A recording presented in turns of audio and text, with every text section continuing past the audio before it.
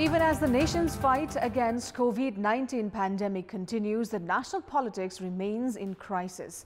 Prime Minister KP Sharma Oli finds himself cornered in the ruling party ever since his failed attempt to sustain the two controversial ordinances. Good morning, I'm Sarah Sapsanama and these are the top stories of the hour.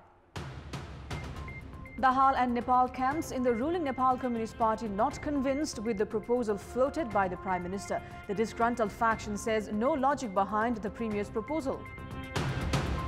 The government to guarantee minimum employment for the labourers working in unorganized sectors. Daily wage workers to be mobilized in construction projects. Some 2,000 Nepalese nationals stranded in the Indian side of the transit points in Baitari and Darchula for over a month return home. Chances of COVID-19 spread persist. And Russian Prime Minister Mikhail Mishustin in hospital after being diagnosed with coronavirus. Over 100,000 confirmed cases registered in Russia. The intra-party differences within the ruling Nepal Communist Party has heightened following the secretariat meeting of the party on Wednesday. The differences in the party intensified as Chairman and Prime Minister KP Sharma Oli floated the name of Vice Chairman Bamdev Gautam as the Prime Minister and Senior Leader Madhav Kumar Nepal as the party's third chairman. However, sources say that Executive Chairman Pushpakamal Dahal, Senior Leader Nepal and Vice Chairman Gautam have not been convinced with the new proposal from the Prime Minister. Majority members, including Executive Chairman Dahal, Senior Leader duo Madhav Kumar Nepal and Jhalanath Khanal and party's spokesperson Naran Kazi Shrestha had asked Prime Minister Oli to step down from his position at the Secretariat meeting on Wednesday. The disgruntled faction has not seen logic in Prime Minister Oli's proposal to resign once the coronavirus pandemic was dealt with. Top leaders are mulling over the recent development within the party with representatives from their respective factions. The Secretariat meeting was called following rising intra-party disputes over the ordinances on political parties and the Constitutional Council earlier issued by the government. The next Secretariat meeting is slated for tomorrow.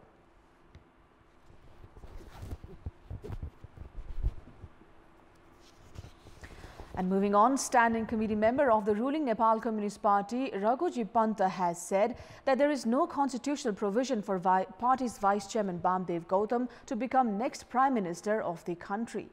Speaking with Kantipur television yesterday, Raghuji Panta argued that there was no constitutional provision for leader Bamdev Gautam to be the country's Prime Minister since he is not a member of the Federal Parliament. Panta clarified that it was a political dice of the Prime Minister to propose Vice Chairman Bamdev Gautam as the Prime Minister and Senior Leader Madhav Kumar Nepal as the party's third chairman. Panta emphasized that the Standing Committee meeting should mull over the alternatives for the leadership of the government, citing that the Oli-led government had failed in exhibiting good governance. मलाई बामदेव गौड प्रधानमन्त्री बन्ने कुरामा मेरो कुनै आपत्ति छैन, मेरो पनि समर्थन छ। तर बन्नु चाहिँ कसरी हुन्छ भन्दाखेरि प्रतिनिधि सभाको सदस्य पनि हुनुहुन्न, उहाँ राष्ट्रिय सभाको सदस्य पनि हुनुहुन्न। उहाँलाई लैजान उपनिर्वाचन गर्नु पर्यो। उपनिर्वाचन गर्नको लागि प्रतिनिधि सभा कुनै सिट खाली पनि छैन। अब सबभन्दा पहिला त त्यो सिट खाली गराउनु पर्यो। त्यो सिट खाली गराएर उहाँलाई उपनिर्वाचन लडाउनको लागि उहाँले पनि प्रयत्न गर्नुभयो, खाली गर्ने मान्छे भेट्दैनन्, ठाउँ भेट्दैन। पोखरा एउटा रविन्द्रजीको देहावसानपछि भएको थियो, त्यहाँ गएर लड्नुहोस् भन्दा उहाँले मान्नु भएन। सबै हिसाब गर्नु त्यहाँ मलाई हराउँछन् भन्ने विश्लेषण गर्नु। म लड्नुभन्दा अगाडि मलाई त्यहाँ हराउनेहरू पुगिसक्यो भन्नु पऱ्यो उहाँले। अब त्यो सिट खाली कहिले गर्ने, सिट खाली गरेपछि निर्वाचन आयोगले कहिले मिति तोक्ने उपनिर्वाचनको, अनि त्यो उपनिर्वाचनमा उहाँले फेरि उहाँलाई जसले हराए फेरि तिनले जिताउने उनकी होइनन् भन्दाखेरि यो त 2-3 वर्ष त्यतिकै जान्छ। Leader Panta also claimed that the ongoing dispute is not a power struggle but an effort for good governance in the country. And moving on, the government has decided to guarantee minimum employment for the labourers working in unorganized sectors. As per the decision, daily wage workers who have lost their jobs will be mobilized in the public construction projects of local and provincial governments. Speaking at a weekly press meet yesterday to inform the Cabinet's decision, Minister for Finance and Communication Yubaraj Khatioda said that such workers will be provided daily wages or food. However, those individuals who are not willing to work and approach for relief will be provided with food equivalent to 25% of their daily wages. The Ministry of Federal Affairs will be responsible in implementing the decision. Likewise, any family seeking for relief should self-declare that the family members do not have any source of income. The government has asked tourism entrepreneurs to provide their staff with 50% salary of this current Nepalese month and the rest of the amount once they resume work. The Nepal Rashtra Bank will provide loan at low interest for the organization facing financial constraints in providing salary to their staff after presenting the advance tax report of salary payment at the Inland Revenue Department. The government has decided to extend the deadline to file the tax for the Nepalese months of Chaitra and Baisakh until 7th of June. However, Finance Minister Khatioda has urged sectors that could impact the annual budget to clear taxes by 27th of May, as the government needs to present the annual budget of the new fiscal year by the 28th of May. Likewise, the government has decided to provide 10% concession on all edible items, including rice, lentils, flour, salt, sugar and oil, among others, through the Food Management and Trading Company and Salt Trading Corporation. The government has also decided to provide 25% rebate on electricity consumption up to 150 units and 15% rebate for up to 250 units per month. The government has suspended all examinations and vacancies of the Public Service Commission until further notice. Welcome back. 4 children were killed in a bomb explosion at Gauri Gaon of Triveni Rural Municipality in Rolpa district yesterday. The deceased have been identified as 14-year-old Gaurav Nepali, 13-year-old Noki Ram Dangi, 11-year-old Bimala Khatri and 5-year-old Bijaya Khatri. The children died on the spot when the bomb exploded. According to Rolpa DSP Chitra Bahadur Gurung, the deceased were returning home after grazing their livestock when the incident took place. DSP Gurung informed that another stray bomb was also recovered from the area. The incident site is around 50 kilometers west of Rolpa district's capital, Liwang.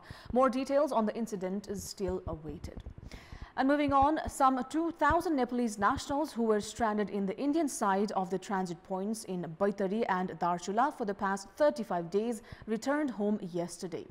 The local administration has informed that all of them will be kept in quarantine of respective local levels. However, it is still uncertain whether the local levels would carry out further treatment and provide healthy quarantine for these workers who went through basic medical examinations upon their arrival. More than 1,900 Nepalese nationals from 10 different districts, including Darchula, Baitadi and Bajhang, were forced to stay in the Indian border towns of Darchula and Julakhat since 26th of March due to the prolonged lockdown. With the coordination of the home ministries of both the countries, these Nepalese nationals entered Nepal yesterday. It may be recalled that almost 1,200 people were in quarantine in both the sides of Nepal and India. However, other stranded migrant workers living nearby were also allowed to enter, and they will be allowed to go home after staying in mandatory quarantine.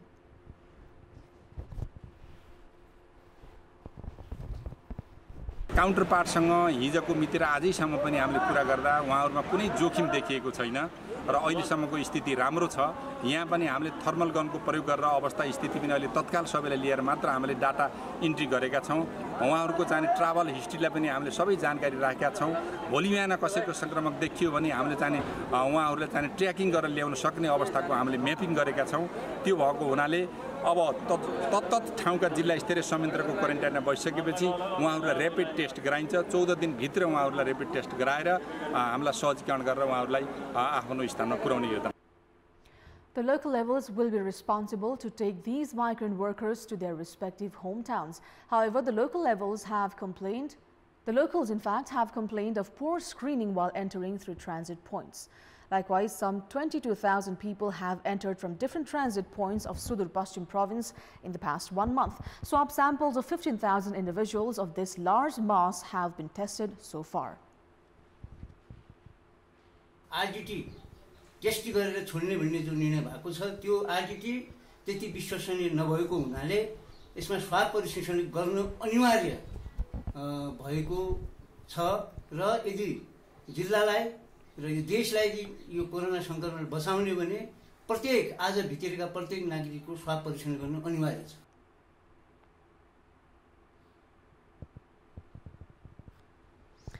Director of Sankar Group, Sulabh Agrawal, who was in police custody on the charge of back-marketing thermal guns, was released on bail yesterday.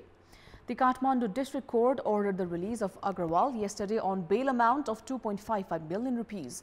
Agrawal was arrested on 7th of April from the capital's Naxal.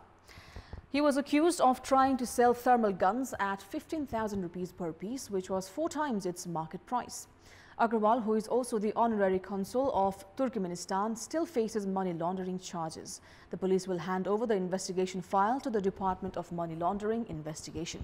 Likewise, Agrawal also faces charges from the Department of Revenue Investigation. The government has already withdrawn his diplomatic facility as he was found to misuse his vehicle with diplomatic number plate. And moving on, a total of 654 samples have been collected so far from Bhulke of Udaipur for the coronavirus testing under the PCR method after 28 people were tested positive from the area. 124 samples of the individuals who came in contact with the infected ones of Bhulke have been sent to Biratnagar for the tests. According to the Chief of the District Health Office Udaipur, Mohan Subedi, the report of 57 samples have come negative, while the report of the rest of the 67 samples is expected today. The samples are being collected based on the priority of the contact tracing due to the lack of essential virus transport media or the VTM for the swab collection. The province government had sent 95 pieces of VTM on Sunday and 60 pieces on Wednesday in the region. Meanwhile, the government has received different medical supplies, including infrared thermometers, PPE and face shield, among others, donated by the Non-Residential Nepalese Association South Korea chapter and the government of China. Speaking at a regular press meet yesterday, spokesperson at the Health Ministry, Dr. Bikash Devkota, informed that a total of 12,011 samples have been tested so far by the RDT method, while 4,860 have been tested under the PCR method. 23,336 people are in quarantine, while 80 people are in isolation across the country. A total of 57 cases of COVID-19 have been confirmed in the country, with 41 active cases, while 16 patients have fully recovered from the virus. It's time now for our segment Public Pulse, where you text us with your opinion. Public Pulse. And the question is, what should be done to control rising market prices? Your options are A, increase monitoring, B, provide concession, and C, public should be aware. The voting is on. Type NEWS, select your option A, B or C and send it to 34001 to share your opinion with us. That's all for the moment. Keep watching Kantipur Television HD for more news and entertainment. Have a good day and stay safe.